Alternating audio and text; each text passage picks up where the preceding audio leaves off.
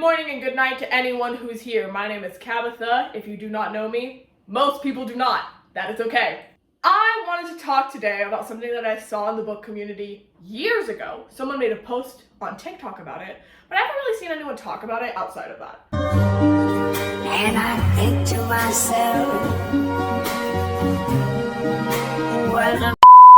This, of course, being the Realms of Ruin catastrophe that existed in maybe a 6-hour time span. But I haven't seen anyone talk about it in depth, so I thought, why not me? So this project involved 6 YA authors: Marie Lu, Dana Maffei, Ransom Riggs, Adam Silvera, and both of the Yoons, David Yoon and Nicola Yoon. Now, this is not a critique against them, necessarily. This is more a critique against something that they did once, 2 years ago. This is not me being like, we should cancel them. It doesn't matter. Doesn't matter. They took down the project. They learned from their mistakes. But it is important to know who the key players are in this whole debacle. Whilst it's important to know who the authors are, not all the characters that are involved in this narrative. We also have Julie Zhu. Julie Zhu is a businesswoman, for lack of a better term. She was the co-founder of Sundial, and she also worked for Facebook. She's a computer scientist. She's really smart. She's a businesswoman. Yay, cool. She also wrote a book about how to become like a businesswoman and stuff. How the turntables, truly. Now let's get into what actually happened. Here's our timeline. So on the 15th of October, 2021, yes, it is over 2 years old now, Julie Zhao tweeted, "Remember how a few weeks ago I asked if anyone would be interested in working on a crypto side project with me and some incredible creatives? Thank you to everyone who reached out." So yeah, it's happening. Realms of Ruin.xyz. Watch this space. Realms of Ruin XYZ was the original website, which I can't access. Then later that day, she posted this, November 8th on @Solana. Solana is a NFT cryptocurrency thing. We'll get into what Solana is later. But all you need to know is that it does involve cryptocurrency from the very beginning. Along with that little snippet, she posted a picture saying, quote, "Realms of Ruin, Ruin is coming," @Realms of Ruin, which was both the Twitter and the Instagram handle. Things get a little blurry after this because a lot of stuff got deleted. And unfortunately, the Wayback Machine isn't my friend, apparently, because I can't get things. But all we know is that it's pretty quiet until a couple days later. We're assuming that there's no more posts of it until the 20th of October. Since most of the announcement posts did get deleted, because of course, we don't really have an official timeline of that day. But on the 20th of October, 2021, most, if not all of the authors, Julie Zhu, and the official pages all posted this text image, assumedly. Now, what they individually all said about it, can't find. Those posts 100% got deleted. But as far as the text picture goes, here's what it says. Read along at home, folks. "Collaborate on the next great fantasy epic with the New York Times best-selling authors. The Ruin Stirs and 5 Realms Rumble. You are cordially invited to join New York Times best-selling and award-winning authors Marie Lu, Dana Maffei, Ransom Riggs, Adam Silvera, David Yoon, and Nicola Yoon in Realms of Ruin, a collaborative fantasy epic filled with dark magic, intrigue, and unique characters, launched online in a thrilling new way. Realms of Ruin will go live on November 8th, 2021, with a robust collection of original character NFTs, non-fungible tokens, in parentheses, a sweeping fantastical world, and 12 origin stories, all built on top of the Solana blockchain. Join us in expanding these stories by adding your own, purchasing the official character cards, and playing in these worlds. Your tales can be minted into NFTs, whose values can rise as your readership does. As the world expands, the authors will be reading closely to decide which stories and characters are compelling enough to become canon. Realms of Ruin is much about storytelling as it is about building a new online Web3 community for readers, writers, creators, and innovators. Find a new home, new friendships, and a dazzling escape in the Realms of Ruin storyverse. This is just the beginning. The realm awaits your presence, and so does the ruin. Where to begin with this? So that was assumedly posted early on in the day of the 20th. Book Twitter, specifically, did not vibe with this necessarily. Bad Writing Takes specifically, who I do have to credit a lot in this video, Twitter says, in an apparent bid to create the worst literary thing ever, 6 popular YA authors have come together to try and create an NFT-based writing project called Realms of Ruin, marketed towards teenagers, and which will rely upon using those teens' creative works. Yes, really. Another Twitter user says that it's fitting that YA authors would literally sacrifice children for money. Since a lot of them work in the dystopian genre, it's kind of ironic. Now, Realms of Ruin not only had a Twitter and an Instagram, they also had a Discord that a lot of people joined in, and apparently it was really messy. Apparently, it was not well run. Another user tweeted out, "It's particularly terrifying being in the Discord right now where it's evident they either haven't thought this through or are withholding details for attention." I think it's the former. I don't think they were trying to be malicious with this, but it's still not great. Still not great to know that. People place their distaste for this on Reddit as well, creating a Realms of Ruin subreddit. A lot of people actually weren't too mad about the idea itself. The idea of having a collaborative space with well-known authors and their readers that make like fanfic and stuff like that, that sounds like a no-brainer. Unfortunately, a lot of people really didn't think about the logistics of copyright. The problem with their work becoming canon is that who technically owns that work? Realms of Ruin had no answers for that. Apparently. I couldn't get into the Discord. There was a lot of people asking questions about how ethical it is to use NFTs, how ethical it is to sell stocks to children, and copyright issues, right? A lot of the authors weren't happy with the initial backlash, with some of them even retaliating.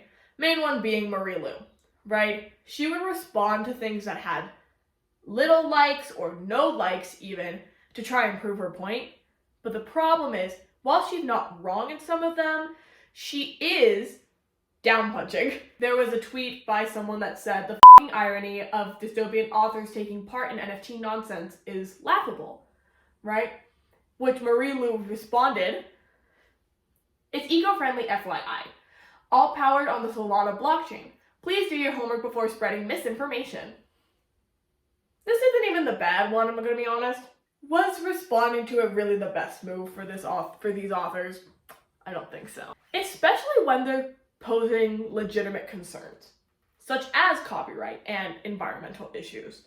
After the initial backlash on Twitter and Instagram, a Discord moderator by the name of Pudgy Wudgy made a post titled, "Hello at everyone." Hello at everyone. We heard you and we have lots and lots of answers. But your concerns run deep, and we care more about your fears and concerns than anything else here. So much that we are beginning to question the entire project. We need time to think more about the universal approach and whether or not we want to continue. Thank you for your feedback, which of course we appreciate. All our genuine love. Heart. The Realms of Ruin team probably had a Zoom call and or a couple emails exchanged, to which Pudgy Wudgy then also posted later on a post titled "At Everyone," not to be confused with "Hello at Everyone." At everyone. A new update from us, the authors. We are going to pull the plug on Realms of Ruin. We had hoped to use a fascinating and evolving NFT space to power a new kind of interactive storytelling world. In our conversations about the project, it had seemed so fresh and exciting, which is what drew us to the crypto NFT space in the first place. But what we value above all else is our community, and that's you. It's you. Your opinions matter, and your concerns have been heard, and as a result, we no longer want to move forward with this project. We are deeply grateful for your thoughts, your feedback, and your criticisms. Thank you, as always. Now, this is where we get into how long this actually lasted. And this is thanks to Bad Writing Takes on Twitter. So all credit goes to them. So, and this is based on their tweets, on their official timeline that they posted. Here's what they've said. At 4:38, an original statement from the Realms of Ruin picture, which we talked about earlier. At 4:48, post about the Discord and some members being sketched out, for lack of a better term, because there were some interesting things under the community tabs, such as #crypto and #shill your stuff, which I'm not sure what that was supposed to be, Probably would have made sense if the project continued, but alas, it didn't. At 4:55, members of the Discord raised concern about copyright, with moderator Red Shirts responding with lackluster answers. At 5:01, the Discord community assumes that not a lot of foresight went into these answers. Red Shirt says that this is a permanent server. At 5:06, the hello at everybody post goes up. At 5:08, Julie Zhu's endorsement tweet has been deleted, even though most of her tweets still stay up to this day. At 5:18, the Realms of Ruin Twitter has been deleted, and assumedly the Instagram as well. And at 5:23, the Discord post by Pudgy Wudgy at everyone, the official scrapping. The earliest tweet I have found from this whole debacle was about 9:10 a.m., and the latest about this entire thing was about 3 p.m. Meaning the Twitter timeline is about 6-ish hours, although most people say it was about 4 to 5, just depending on what time zone you lived in. Since most of the tweets from the original announcement have been deleted, it is hard to facilitate that number. But less than a day is about as good as we're gonna get. So what was Realms of Ruin truly even supposed to be? We talked about what happened, but what was it intended to be? From what I can gather, it was probably something along the lines of each author involved would get a realm or a ruin, something like that, because there's 5 realms in a ruin, right? Either that or some people were sharing, I don't know, with a couple of main characters each. So the world building and main characters would have already been covered by the authors that are getting paid. Once launched, readers could officially read the world, invent their own OCs, and insert themselves into the universe, assumedly by buying NFTs.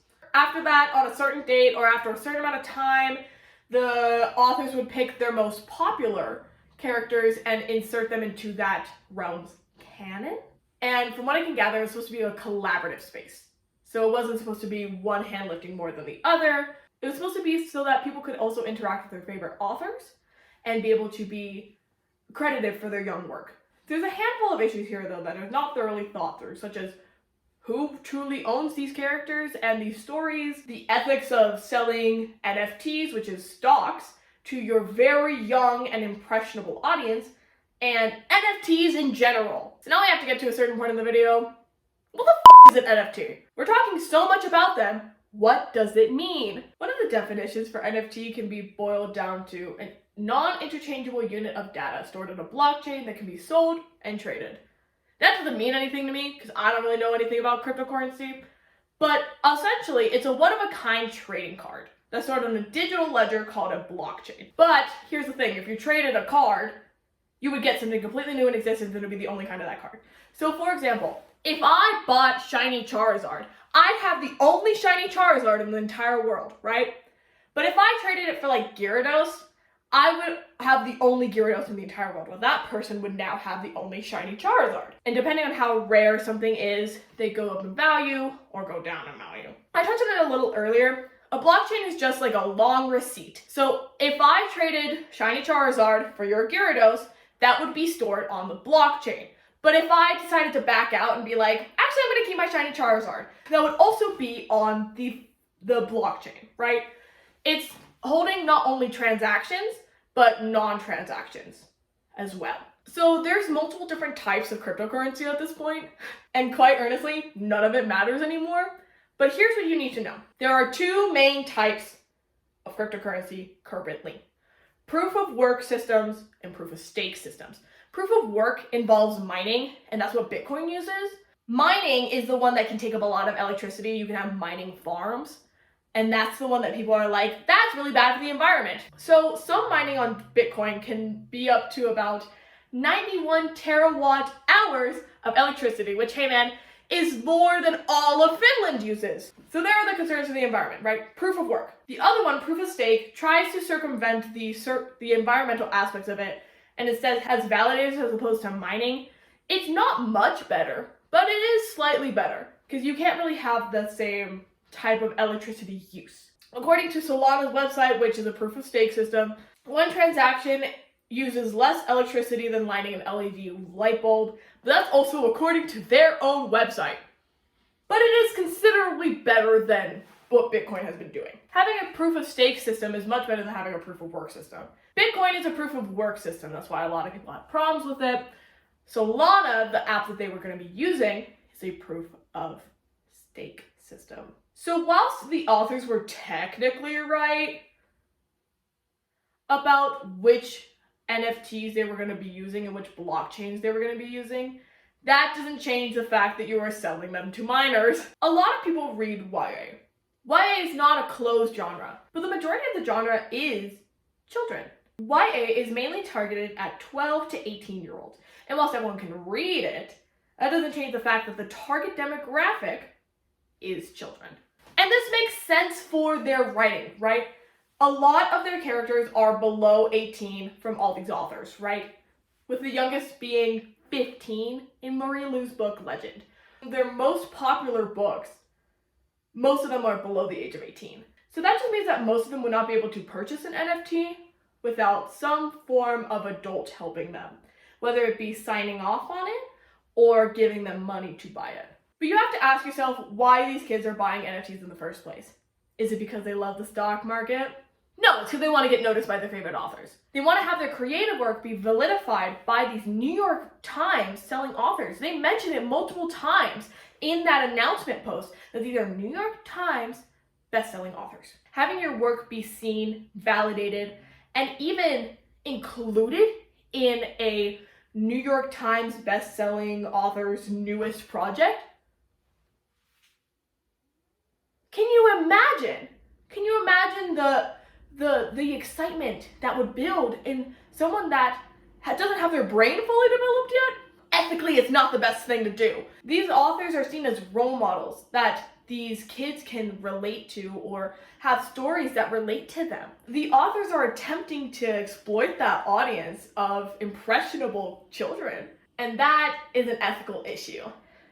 Just like a bit of one, just like a bit of an ethical issue. There isn't enough about the copyright issue to where I can fully talk about it in length. I also think it's because they didn't know what was going on with copyright either. Personally, I don't think the problem was the NFTs, which is a shocker.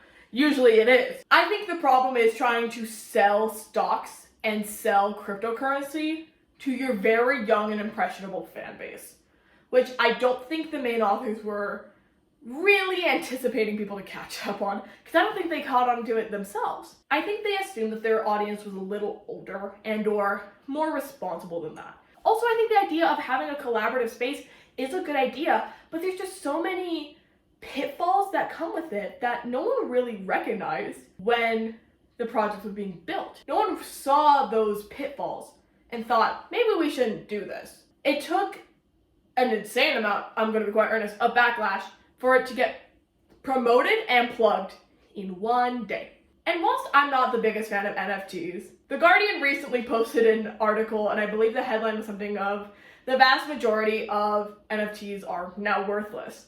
Can you imagine if this project had actually gone through? What that would look like? How many worthless NFTs there would be, and how many kids would feel gypped and exploited because their character didn't get picked, and now they put this money into something when it didn't even get them anywhere. I understand that's a risk of buying stocks in general, but these are like 16-year-olds, man. I don't know what to tell you. Them pulling the plug was the best call they could have made. If they wanted to continue the project, I genuinely have no idea how that would go forward. The things with copyright is the main one that they didn't even think about. So I can't imagine what it would have been like going forward. I also think it would just be really hard to bounce back after the sheer amount of backlash that they got, and who in the community would buy it with that amount of negativity surrounding it. I don't know. As much as I hate to say this idea of a collaborative space where authors and readers can communicate and create something together is a fantasy, an illusion, a realm of ruin. And that's gonna do it for me. I hope that you enjoyed this video. I did a lot of research on this in 2021 and I found it again and I was like, oh my god, I can't believe no one's still talking about this. So I thought, might as well talk about it myself. If you like this video, it wouldn't hurt me to give it a little like. In fact, it would boost my ego a little bit. I hope I'll post more on this channel, no promises, but if you want to hear when I post next, subscribe. Subscribe to that little button. Do a little bell if you want to. Do a little bell, even. So cute, so fun. And I will see you in the next one. All right, bye!